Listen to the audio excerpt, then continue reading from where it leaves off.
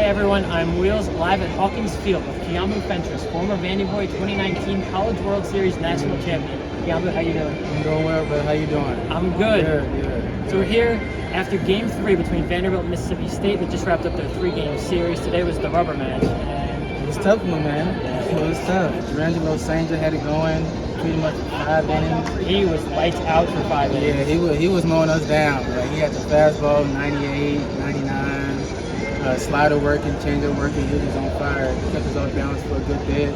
6th inning, he came around. 6th inning was a lot better for Vandy. They fell behind 6-0. Holcomb led it off with a double down the third base line, and Vandy went from there, highlighted by Troy Lanique's 3-run home run just over the 375 sign in left field to tie it up at 6.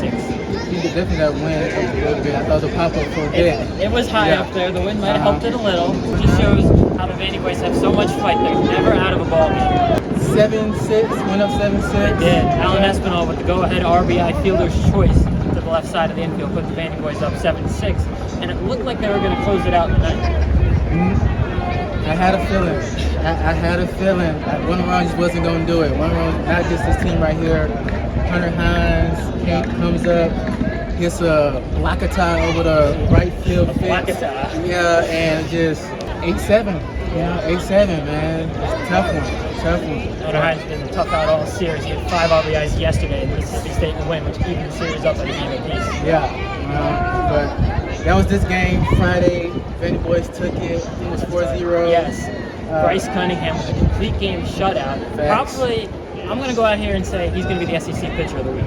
I believe so. I haven't seen some other games, but that was a great game by him. He went 4-0 that game.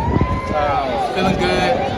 Saturday comes around, and Mississippi State came ready to play it, bouncing back from game 1. Yeah, it was. The bat just wasn't hot yesterday. A little bit of a slow start. Yeah, it just wasn't getting it done. You know, it seems to be even on Friday, like we had like maybe 1 or 2 good innings, and then it just that was it.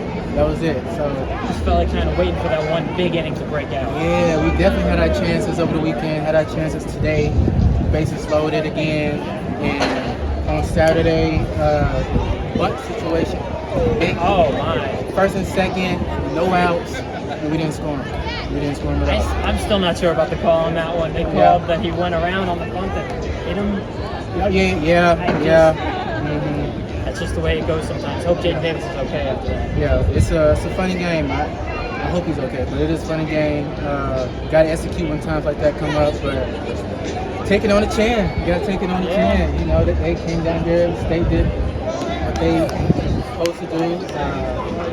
He's looking forward to next week against Georgia. That's right.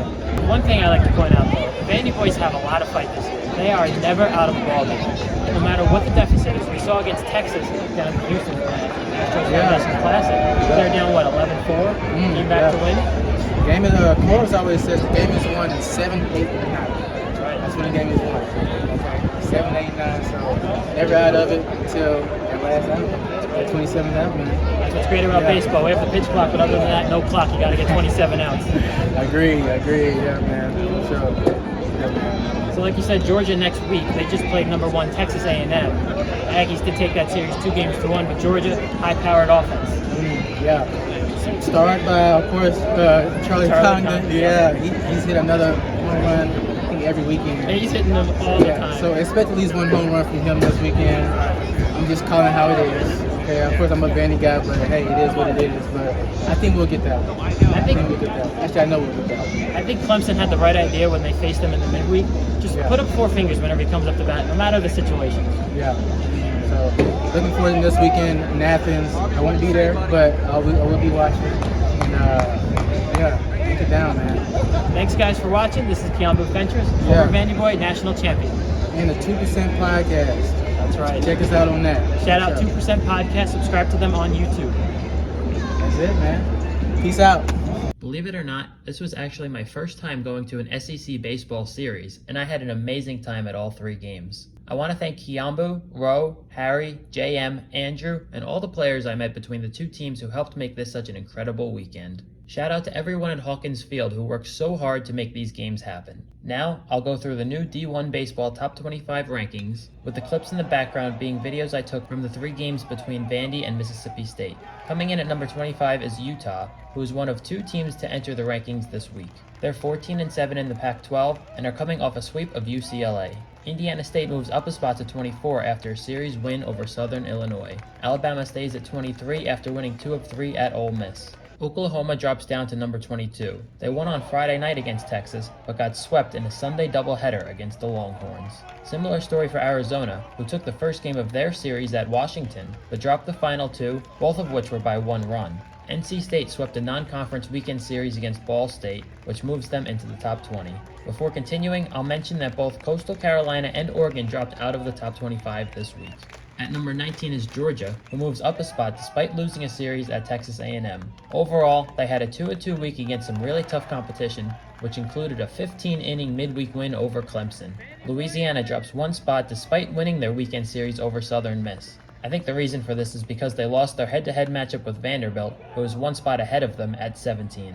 As you heard in the series recap with Kiambu, Vandy lost 2 of 3 to Mississippi State, who re-enters the rankings and is now in the all-important top 16. These are both really good baseball teams, but they're both going to need strong finishes to the season in order to be a regional host. I believe in them. I think when regional weekend comes around, we'll be seeing games of both the Dude and the Hawk. South Carolina moves all the way up to 15 after a top 5 series win over Kentucky. Crazy enough, all 12 of their home games against SEC competition came against teams who at the time were ranked in the top 5 in the country, and they're 7-5 in those games. This is another team that I think can and will host a regional.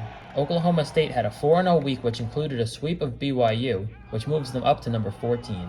At 13 is Wake Forest. This week was a bit of a setback for them. After moving back into the top 8, they lost a midweek to Elon and dropped their weekend series against Notre Dame, even after winning the first game on Friday night. They play a non-conference series this upcoming weekend against Western Carolina, and then host Clemson in a huge series the following week.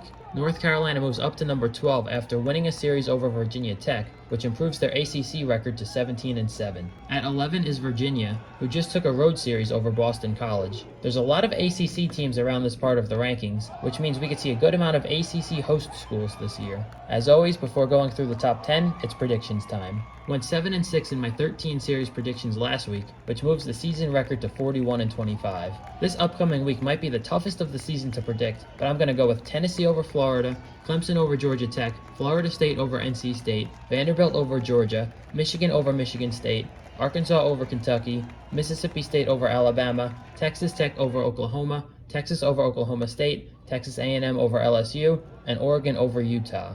Okay, now the top 10. Duke drops to 10 after losing 2 of 3 to Florida State. They actually outscored the Seminoles 24-15 across the 3 games, but lost a couple of tight ones before getting a run roll win in Game 3 to avoid the sweep.